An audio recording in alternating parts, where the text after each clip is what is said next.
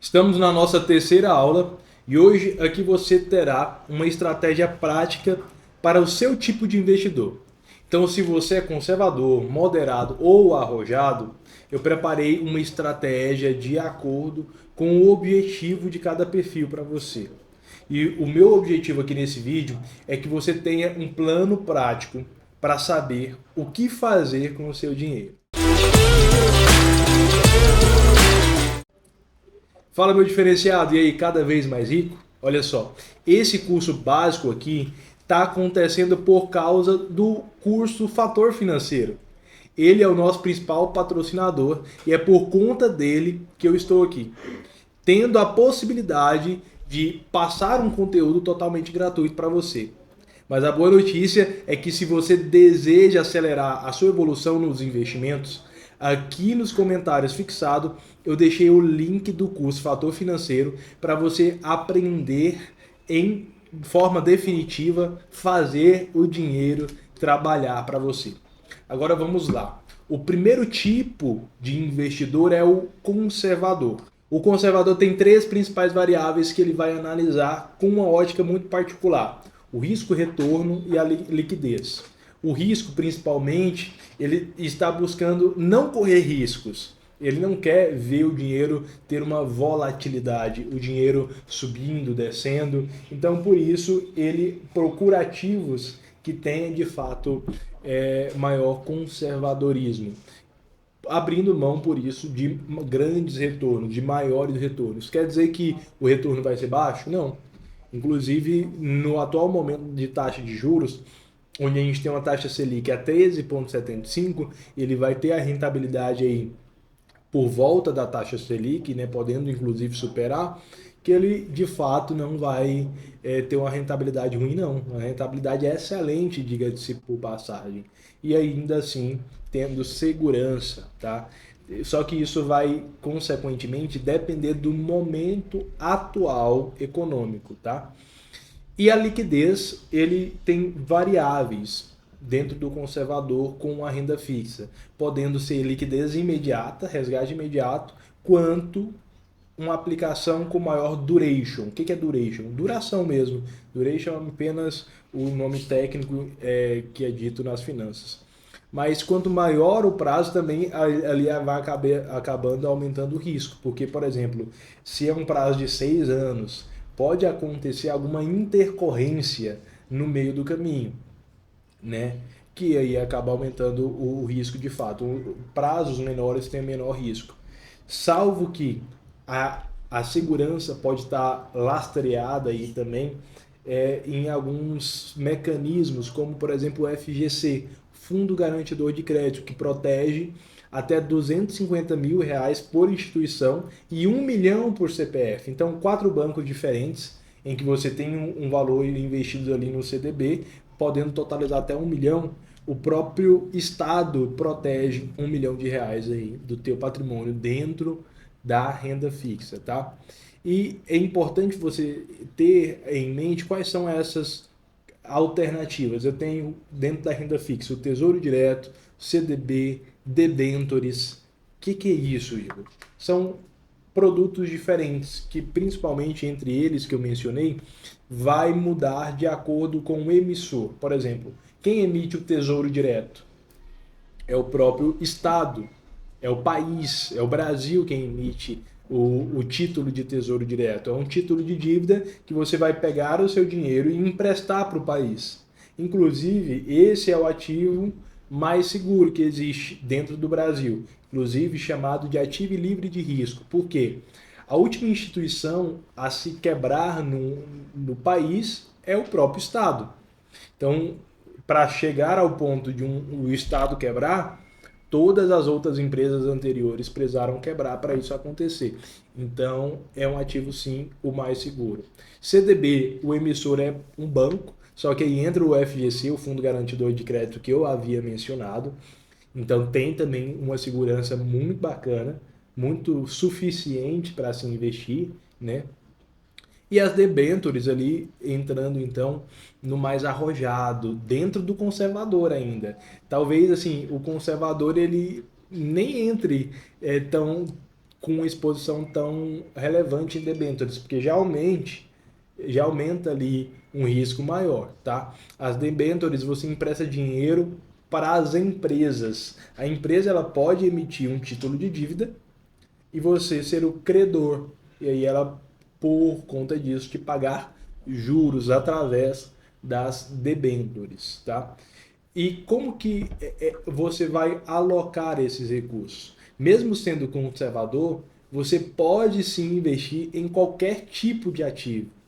A diferenciação vai acontecer na exposição de cada ativo. Inclusive, você pode, sendo conservador, investir em ações, entende? Só que é a proporção do capital. Suponhamos aqui um patrimônio de 100 mil reais. 80% no ideal sugerido para o conservador é que sim, esteja dentro da renda fixa. 80%. 8% é indicado dentro de uma alocação estratégica, que eu estou trazendo para você um parâmetro para ser seguido de forma estratégica e diversificada, é que 8% vá para os fundos multimercados, 6% em ações locais, ações nacionais, e 6% em ações internacionais. Então, a maior parte esteve na renda fixa, mas você pôde sim expor em menor percentual o seu capital, mesmo sendo conservador.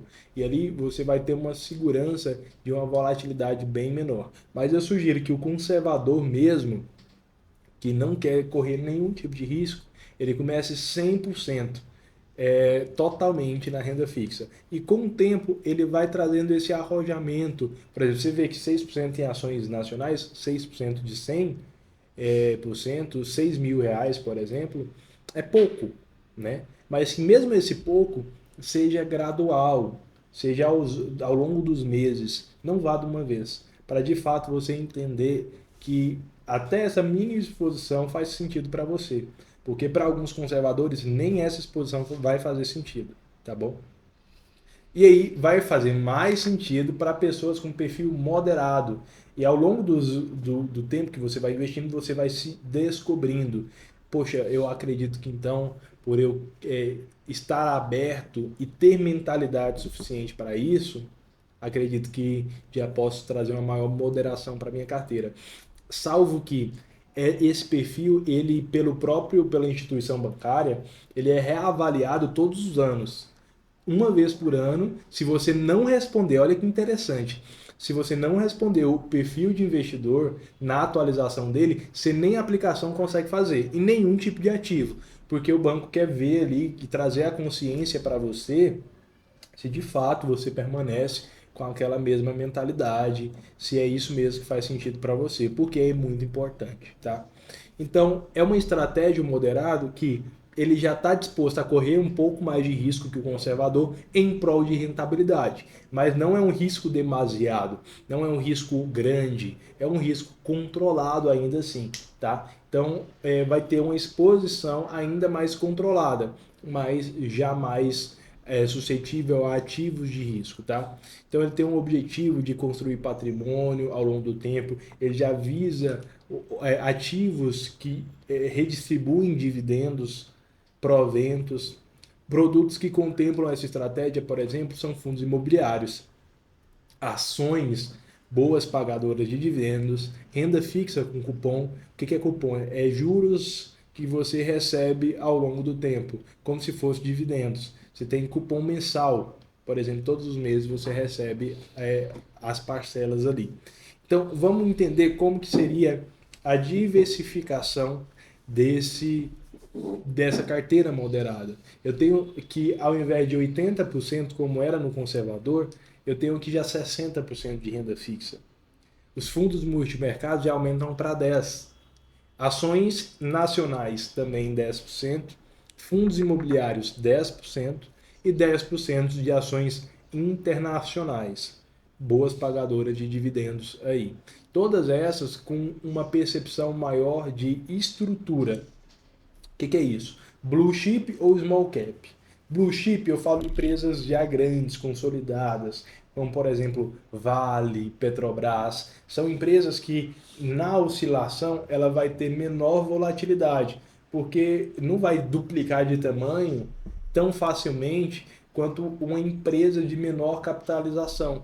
Por exemplo, vou colocar aqui uma empresa Nubank, que é uma startup, é uma empresa que ainda está crescendo muito, porque reinveste no seu próprio negócio o tempo todo. É uma empresa que tem uma potência de maior ganho de capital do que empresas com uma proposta já mais estabilizadas. Então, mesmo sendo arrojado, trazendo esse maior arrojamento do que o conservador, ele ainda vai se posicionar com ativos mais estáveis, diferente do arrojado. O arrojado ele vai buscar nas suas ações ali ações que tenham mais potencial de ganho de capital no longo prazo. Então, vamos entender quem que é esse arrojado. Ele quer, de fato, multiplicar o patrimônio dele, dispondo para isso de correr riscos, dispondo para isso, estando mais suscetível à volatilidade, abrindo mão da segurança para ter maior rentabilidade. O que é esse abrir mão da segurança? Ele precisa ter uma mentalidade, um estômago adequado para em um momento que as ações, por exemplo, um investimento de 100 mil reais cair para 80, e ele olhar para aquele, ele tinha 100 mil reais, agora ele tem 80. Ele olhar para aquilo e ver, analisar se gerou oportunidade ele comprar mais ou não, se não gerou oportunidade, se às vezes mudou o fundamento da empresa, ter uma mentalidade para sair no momento certo, se for o caso, mas se manter controlado para não resgatar prejuízo já de cara. Ele vai precisar analisar aquilo com ponderação, porque a pessoa que não está disposta a isso nem vai, nem entra. Por isso o perfil de investidor. Porque lá no conservador não teria grandes oscilações, você não veria o seu capital dando negativo. Aqui você já vai. Inclusive, atendendo alguns clientes, né, que tiveram meses excelentes assim no início dos investimentos na renda variável. Falei, olha, que bom, parabéns para nós, estamos com estrutura, com uma carteira maravilhosa. Mas não vai ser sempre assim, né? Uma hora ou outra a renda variável ela vai oscilar negativamente. E é importante que você, como investidor, se dispondo a isso, precisa estar consciente nesse ativo. Não pode ser pego de surpresa, porque você pego de surpresa significa perder dinheiro e ninguém quer isso, né? Então, dessa forma, com essa mentalidade, esse investidor, inclusive, ele está disposto a investir em criptomoedas. Criptomoedas são ativos ainda mais voláteis que ações, né? Então, vamos trazer aqui uma proporção de diversificação para esse investidor. A gente já diminui a exposição de renda fixa para 40%, fundos multimercados 10%, 25% de ações nacionais, 10% de fundos imobiliários, 10% em ações internacionais e 5% em criptomoedas. Com essa diversificação que tem um arrojamento maior, mas você percebe que ainda assim, no mais alto nível de risco, você não tem 100% de renda variável. Você não tem 100% de ativo de risco. Porque isso, de fato, é perder a mão, perder o controle ali dos seus investimentos e que, infelizmente, é o que algumas pessoas sem o conhecimento e o direcionamento certo fazem e acabam se frustrando dentro do mercado. Porque a própria renda fixa ela tem um papel muito importante para o arrojado. Porque quando o mercado de ações está negativo, cai e gera oportunidades, é quem de fato tem renda fixa, o caixa disponível ali para comprar mais, que aproveita esses melhores momentos dentro de um perfil arrojado, entende? Então, mesmo o arrojado, é importante ter caixa. E essa proporção, todas que eu trouxe para você, ela é com base em uma análise macroeconômica, microeconômica, olhando para fora, para dentro do país, sempre sendo revisada E com essas revisões, você vai analisando cada uma dessa diversificação, para que, suponhamos que as ações subiram, é interessante que você realize lucro, coloque dinheiro no bolso e mantenha ali o equilíbrio da proporção que você pensou para a diversificação. Se as ações caírem, talvez é a hora de entrar com a utilização da renda fixa, se gerou oportunidade, e comprar esses ativos, beleza? Um ponto muito importante para o arrojado estar atento é o risco da ruína. O risco da ruína é de fato seu dinheiro virar pó. E isso é possível acontecer nas ações, como já aconteceu. Meu Deus, Igor, então é extremamente perigoso, eu não vou entrar. Olha lá, tudo que a gente falou. Primeiro que é uma exposição diversificada, você não vai colocar todo o teu patrimônio nas ações, nem mesmo arrojado. E mesmo quando você tiver uma exposição em ações, vai ser diversificada em outras ações. Não só uma, mas uma carteira de 10 ações, por exemplo, entende? E aí o risco da ruína que possa estar em alguma dessas é onde você vai, de fato, mitigar a possibilidade disso acontecer acompanhando as ações. Já que você está disposto a investir nesses ativos, o acompanhamento do assessor, ao acompanhamento de um banco de investimentos que de fato te traga essa segurança, né?